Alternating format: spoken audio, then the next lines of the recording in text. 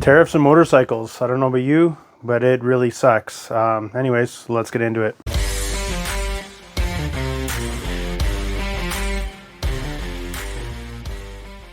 Welcome back to the channel.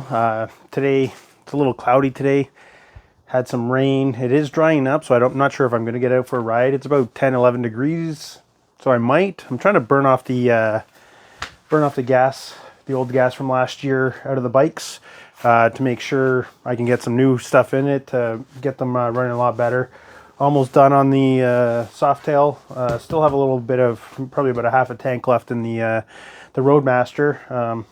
But yeah, need to get out. And today I'm actually going to move the snowblower out because, knock on wood, we're not going to have any more snow.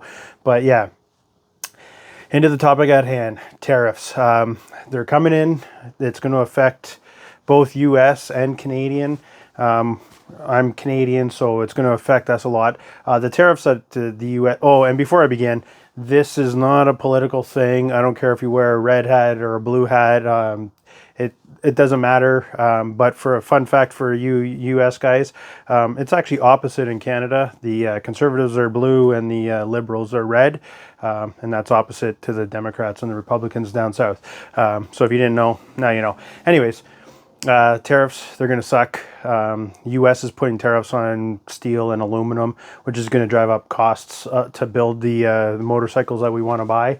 And then here in Canada, we're going to be putting tariffs on whatever, who else knows. So Canada's going to get double whammied because the tariffs we put on is going to affect us as consumers. The tariffs that the U.S. put on is going to affect them as consumers.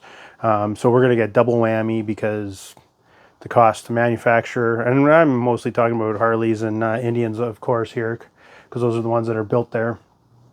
So the cost to build the bikes is going to go up because of the steel and aluminum and whatever else that they're putting tariffs on. And then shipping it over here, we're already going to get dinged even more with, more tariffs on the bike. Now, as a Canadian consumer, especially with motorcycle parts and stuff, we already get screwed over with the cost of a lot of things. Beginning of last year, I actually went out and I purchased this Let's Ride, that's the name of the company, for the Indian, to make it easier to jack up the bike because I had an issue with not knowing if I was doing it correctly, and they actually make something.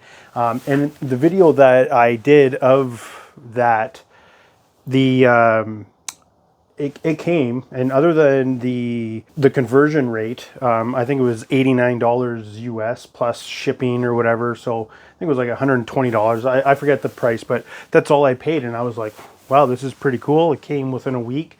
I'm like, this is fantastic. Well, it was like 2 or 3 weeks later, I get strapped with a $50 bill for import fees or whatever. So as Canadians, we already get screwed for trying to get bike parts and everything into the States because we have to pay duties on the stuff that comes in. So these tariffs are going to make it even harder to even buy parts, let alone motorcycle. As an example, this is my daughter's 2023 Scram 411. We bought this brand new at the Royal Enfield dealership. The sticker price on it was $6,300. I go in there, I'm like, fantastic. This is the bike she kind of wants. What's the price I'm going to have to pay? $9,300 because of import fees, taxes, whatever else that was in it. It was $3,000 extra.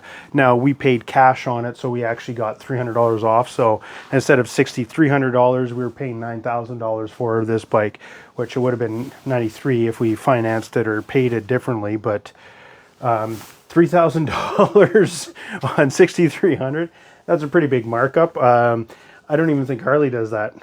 Some people will disagree with that.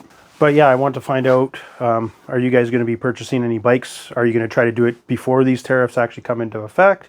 Are you going to hold out? Again, as a Canadian, I'm going to hold out. There's a couple of parts I'm kind of looking at right now. We can get some of the stuff through Fort9 here in Canada. Luckily, they do have a vast variety.